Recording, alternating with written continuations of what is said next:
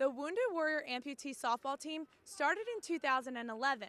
Since then, they have traveled to over 35 states and played in some of the best facilities in the nation, like the Yankee Stadium and Fenway Park. Gerald Dixon sat 3 games in the beginning of the season, but in the Tennessee game, he came back on fire, ready to earn his starting spot back, and that's exactly what he did. In the Florida game, he started and had 6 unassisted tackles, a sack, and an interception. The Gerald Dixon everyone knew was back and better than ever. Coaches are getting around this rule by inviting the prospects on unofficial visits.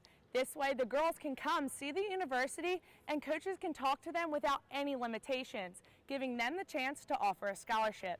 The Gators beat the Gamecocks 24-14. Although South Carolina did show up in the 4th quarter, Perry Worth and Barrett were connected for 2 touchdowns, but the Florida Gators came back with another touchdown with 2 minutes left. That's all we have today here in Columbia. Back to you guys.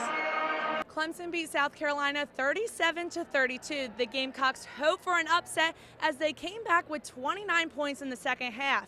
The Tigers had a hard time holding on to the ball, though, as the Gamecocks forced 3 fumbles. But the Tigers stayed strong, and they finished with a perfect record of 12-0. For some athletes, an injury can mean the end of their career. But for South Carolina's defensive end Gerald Dixon, his injury only meant for a major comeback. My shin was cracked, and I had to get a rod and 4 screws in it. And the screws are on by my knee and at my ankles. Dixon was the 8th ranked defensive end in the nation for stopping the run last season. In April, he went into surgery hoping he would be back for his final season. It's a mental thing. You got to get your mind right. And I was basically just trying to get prepared to get back to my starting position and get ready for the season. Adversity hit when he wasn't cleared for the start of the season. Gerald Dixon sat 3 games in the beginning of the season, but in the Tennessee game, he came back on fire, ready to earn his starting spot back, and that's exactly what he did.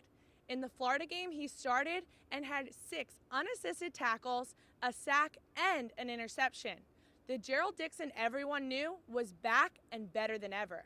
Not playing in those 3 games affected Dixon's mental game, but he wasn't going to give up. Instead, he put his faith in God. God is a big key in my life, and I feel like this year I put him first. I played for him, and ever since I've been playing for him, he's been doing great things for me. Dixon feels everything happens for a reason and has grown into a better player in person because of his injury.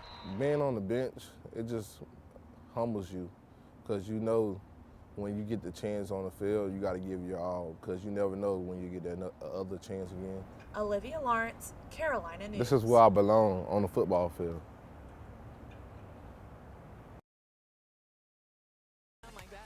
Softball in the SEC is known to be the best in the nation, but recruiting the best players is fierce. Coaches are now recruiting girls in 8th grade, but if they don't, they will lose the prospect to another top school. Recruiting this young is a huge gamble for coaches. Kennedy Clark is now a freshman from California and was recruited by the University of South Carolina when she was just 14. And when I visited here, I fell in love. I loved the atmosphere. And I mean, when you're that young, you don't really know. So I based it off a second home feeling. Coach Calvin Beeman is the recruiting coordinator as well as hitting and outfield coach at USC. He recruited Kennedy 4 years ago. The physical talent is still easy to evaluate. You do take into account how that athlete's going to mature as they go through puberty and, their body changes. So you start focusing on things that maybe a Major League Baseball scout would focus on.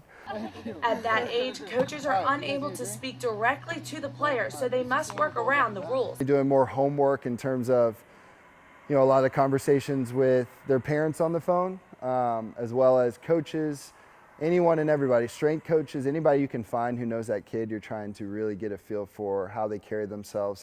The NCAA sets boundaries on communication for the coaches and prospects. Technically, the rule is once they start September 1 of their junior year in high school. So that's when you can start calling the kids to recruit. That's when you can start having text messages with the kids as well. Coaches are getting around this rule by inviting the prospects on unofficial visits.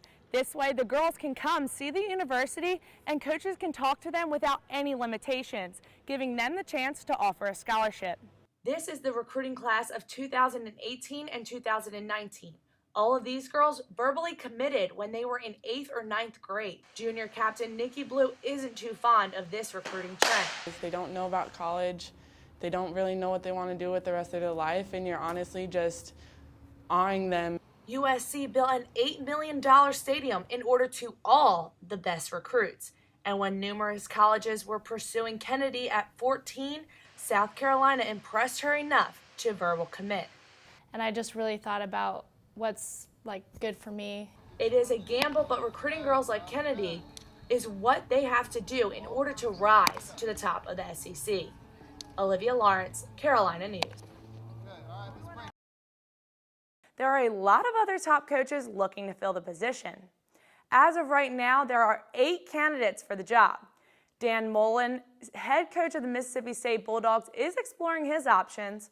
Mark Richt was fired from the University of Georgia after only going to SEC championships 2 times in 15 seasons.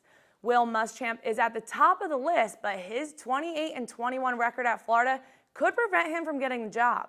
Jeremy Pruitt is now out of the job at UGA, but rumors say he might head back to Alabama.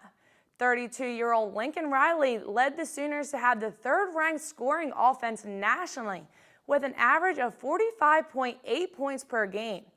Shane Beamer is familiar with Columbia. In 2007, he was the recruiting coordinator who signed Alshon Jeffrey and Marcus Lattimore. Larry Fedora has led UNC to 11-1 record this year, and the final candidate is interim head coach Sean Elliott. Although Elliott ended with a 1-5 record, he will meet with Ray Tanner today to determine whether he is still in the running for the job. But let's take a look at the last time we played them in 2011 when we had Connor Shaw and Alshon Jeffrey. Connor Shaw takes the snap, breaks through the line, running itself, and finds the gap. 30, 20, 10, 60-yard touchdown, Connor Shaw.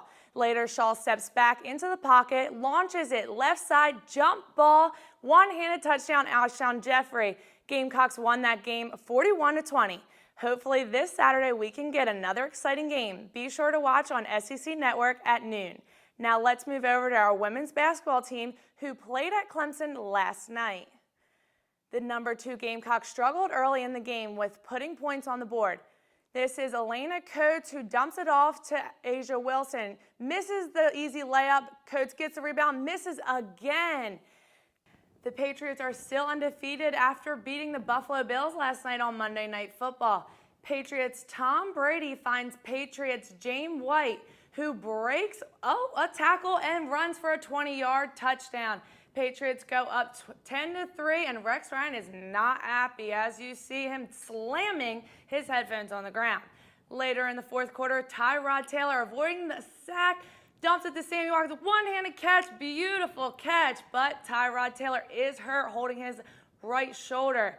As you can see, he breaks the sack and was pushed off balance, lands on that shoulder. He continued to hold that shoulder for the rest of the night. Hey Gamecock fans, thanks for joining us today on the Dugout Club here at GamecocksOnline.com. I'm senior catcher Olivia Lawrence, and today we have 3rd baseman Taylor Williams. After we graduate this year, what do you think the future holds for Gamecock softball? Coach Bev does a great job recruiting in-state players. We have 8 in-state players on our team now. What made you want to stay in-state and play for Carolina instead of going out of state for someone else? You really keep your composure on the mound. No matter what situation, you always keep the same face, which is really hard for a lot of pitchers to do.